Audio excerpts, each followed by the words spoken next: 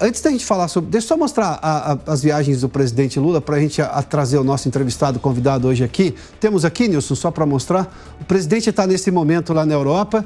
Chegou à Itália, tem também ele vai à França também conversar com o Emmanuel Macron.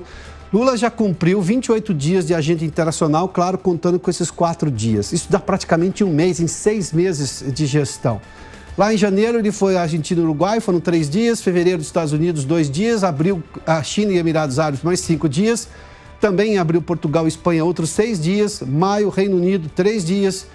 E depois, ainda no mês de maio, o Japão com 5 dias. E agora também está indo para a Itália, já está na Itália e também na França. Mais 4 dias de viagem à Europa. A pergunta que se faz é: o que ele está trazendo, o presidente da República, de investimento ou de perspectivas positivas para o país? Vamos conversar sobre esse assunto, para a gente falar um pouco mais. Está conosco agora, aqui no Prós e Contras, o general Girão está conosco. Deputado, seja bem-vindo. Boa tarde ao senhor. Boa tarde a todos que nos assistem. É isso daí. Muita viagem para o começo do governo. Deputado, o senhor é da Comissão de Relações Exteriores. É o momento de tentar, de investigar isso aí, de saber exatamente se essas viagens estão trazendo um retorno para o país, porque a proporção chama atenção. Em praticamente 6 meses de governo, hoje ainda é dia 20, mas o presidente já viajou 28, terá viajado 28 ao fim dessa viagem à Europa de mais 3 dias. Olha, na verdade, o que a gente está preocupado aqui é que o governo está sendo feito somente para fora. A gente não está vendo nenhuma coisa que seja realmente substancial para dentro do nosso país. Ele trouxe, inclusive, ditador Maduro aqui para o Brasil e tratando o Maduro como se fosse o maior democrata do mundo, se esquecendo da quantidade de venezuelanos que fugiram do seu país, pedindo, pelo amor de Deus, para que conseguissem comida na fronteira com o Brasil, com a Venezuela, pedindo ajuda, pedindo saúde, pedindo que fossem mantidos vivos. Essa é uma realidade. Bem, mas vamos lá. Essas viagens todas que o presidente Lula está fazendo, eu fico indignado porque os gastos que ele está promovendo com essas viagens também já ultrapassaram em muito qualquer outro tipo de expectativa de gastos que uma viagem presidencial pode ter, porque ele está luxando lá fora. O luxo que ele está levando para essas viagens também é um absurdo. Então, o Brasil não está em momentos de fazer gastos dessa natureza. E, dentro da CREDEM, nós já chamamos o ministro da Defesa, chamamos o ministro do Itamaraty, o nosso ministro das Relações Exteriores, para perguntar para eles que acordos, que benefícios estão sendo conseguidos para nós. Na verdade, o que a gente está imaginando é que o Lula está fazendo isso daí, primeiro, uma grande lua de mel. Ele está viajando, sempre levando a primeira-dama, então está fazendo uma lua de mel, fazendo com que ela conheça o mundo. E segundo, infelizmente, ele não está trazendo nada de bom para nós, ele quer se projetar. Então, mais ou menos, é aquela história de olhar no espelho. Ele está olhando no espelho e perguntando: espelho meu, existe alguém mais estadista do que eu?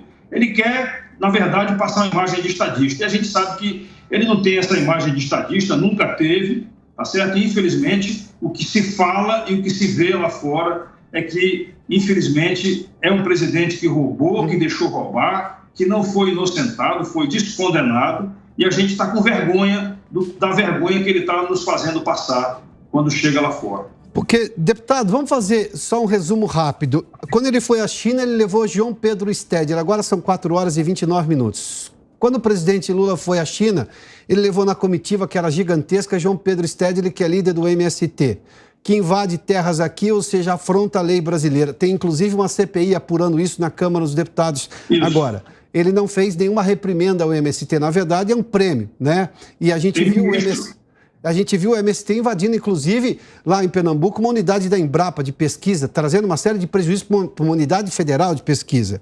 Lá fora, quando ele estava lá fora, por exemplo, estava na China e depois nos Emirados Árabes, ou seja, naquela região do mundo, ele fez um comentário que foi extremamente ruim para a imagem da diplomacia brasileira em relação à questão da guerra na Ucrânia. Ele equiparou a Ucrânia, um país invadido, ao país invasor, a Rússia.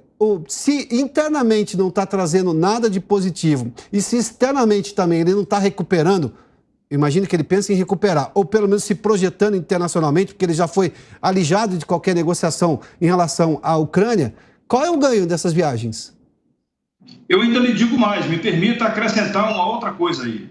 Tanto nos Estados Unidos quanto na Inglaterra, ele também ousou fazer um leilão da nossa Amazônia brasileira. Sim. Vocês estavam falando agora aí sobre as ONGs na Amazônia. Eu morei 11 anos da minha vida militar na Amazônia. Ele está leiloando a Amazônia, querendo saber quem dá mais, quem vai mandar mais dinheiro para ajudar a Amazônia brasileira. Isso daí é uma maneira de você leiloar o país. O Brasil é um país soberano. Ele não tem autoridade nem competência constitucional de chegar lá fora e ficar oferecendo a Amazônia para aquele que der mais. Ainda reclamou que o Joe Biden ofereceu pouco recurso pela Amazônia.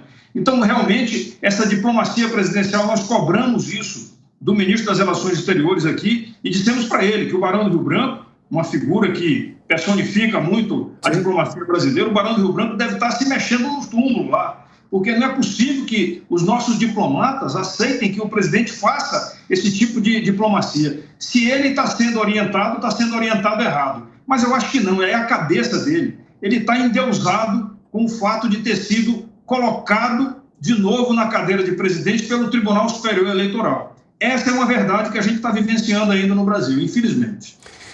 Deputado, e é possível se investigar essas viagens para saber exatamente se há prós e contras nessas viagens? Porque a gente não está vendo essas vantagens todas. O Brasil hoje carece, inclusive, de administração federal, de um presidente que lidere o governo do país.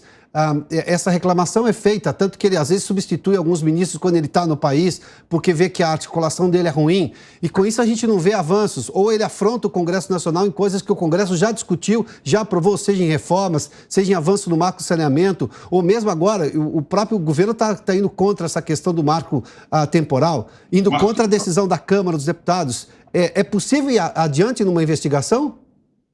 Olha, com certeza absoluta, nós estamos usando os instrumentos legais que nós temos, já que, infelizmente, dentro do sistema constitucional nosso e democrático, nós teríamos que ter os poderes atuando de forma harmônica e independentes entre si. Isso não está acontecendo. A gente lamenta muito que essa independência não esteja acontecendo. Você veja, hoje mesmo nós estamos vivenciando aqui em Brasília a Marcha pela Vida e pela Família. Por quê? Porque nós tivemos um projeto de lei aqui que foi do PSOL, que tentaram fazer a aprovação do aborto. Nós votamos esse projeto de lei aqui e não aprovamos o projeto de lei, ele foi detonado aqui. E aí o pessoal recorreu ao Supremo Tribunal Federal e agora o Supremo está querendo fazer o julgamento para que, numa ação direta de constitucionalidade, eles consigam aprovar a autorização do aborto até 12 semanas. Então, lamentavelmente, o presidente Lula III não está governando o Brasil. A equipe dele é uma equipe fraca, não tem articulação política. As diversas propostas que ele tem apresentado aqui para o Congresso são propostas vazias. Agora está vindo aí a reforma tributária, que talvez é tão vazia quanto esse arcabouço fiscal, que a gente está chamando de calabouço fiscal. Sim. Porque é um cheque em branco para eles possam gastar muito mais. Senador, rapidamente, só eu tenho mais 30 segundos. O Senado vai mudar a proposta que foi aprovada na Câmara, sobretudo em tirar o Fundeb e o Fundo Constitucional do Distrito Federal da meta. Ou seja, isso é sinal de gasto, chamar despesa de qualquer outro nome, mas vai continuar a despesa. A Câmara vai aceitar isso, na sua opinião? Olha, eu acredito que do jeito que está hoje aqui, em termos de articulação política do governo, a Câmara não vai aprovar isso daí. Tá. Deputado, muito obrigado pela gentileza de nos atender aqui na Jovem Pan News. Boa tarde ao senhor. Hein? Muito obrigado a vocês e vamos discutir a reflexão que tem que ser feita para que a população possa saber o que está sendo vivenciado aqui no Congresso. Parabéns a vocês. Muito obrigado. O deputado General Girão é da Comissão de Relações Exteriores da Câmara dos Deputados.